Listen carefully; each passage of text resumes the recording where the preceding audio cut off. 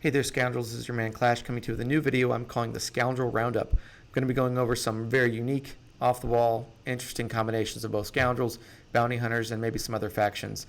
So for you purists out there, this is not the video for you. But for those looking for some interesting wrinkles that you can add to your Grand Arena Championship defense, and maybe some interesting ways that you can use some characters that you have lying around on offense, this is the video for you. For detailed questions, please come to us in the Scoundrel Discord. It'll be linked below. Other than that, let's get rolling.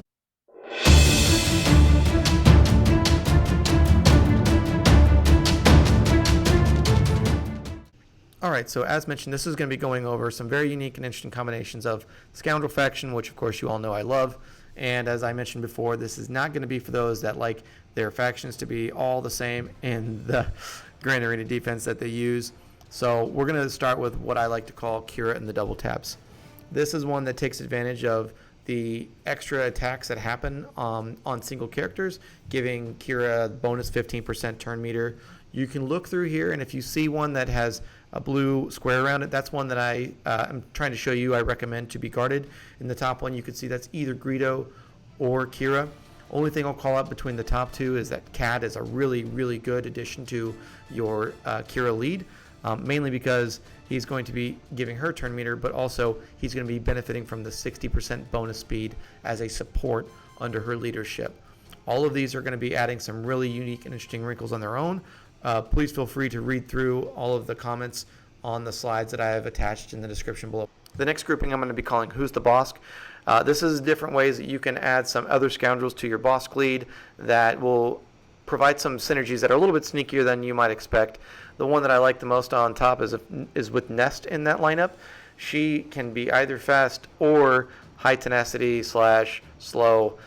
This really creates a timeout risk potentially for the JTR counters that might look at that thinking they can deal with her, but really they can't. They might forget, oh, I shouldn't have brought my C-3PO in there because he's removing all the turn meter and it's not really helping. But if they come across this, that can always be a timeout risk to them on defense, and one that I really like to throw their way. The other bottom two, I'd say, unique aspect of that is L3. She is one that I think the Bounty Hunters and the Scoundrels know works really well together because of her ability to cleanse and heal and all the great things that she does for Scoundrels in general that the Bounty Hunters don't necessarily have on their own. They have the one taunt, they have the self-cleanse through Bosk, but she really provides that extra layer of defense that can ramp up the damage of some of those other characters. In all of these, you're probably not looking to make the contract the primary thing that you get to. You're mostly looking to take advantage of some of those sneaky synergies that are had by the other characters.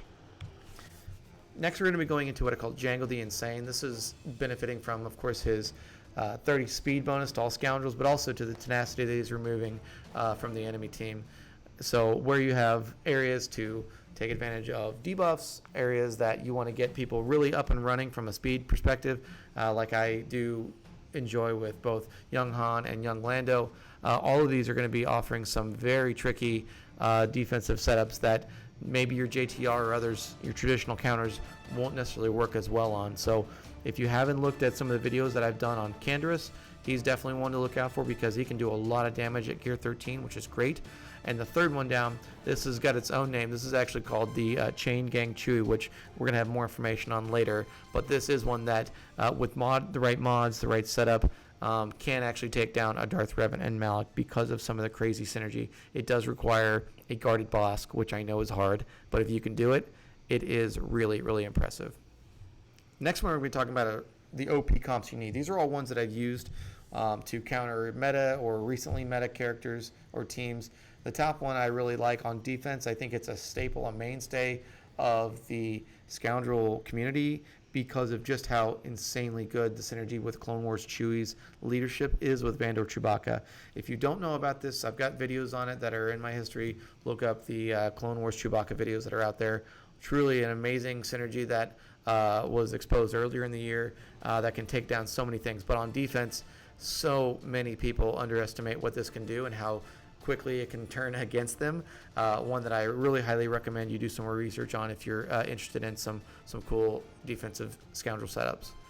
The next two are going to be the Kira lead scenarios where she's going to be taking advantage of either the stacking Nest crit damage on the top one or in the third one, the ability to just blow people up in a quick and easy, less than a minute type of a setup.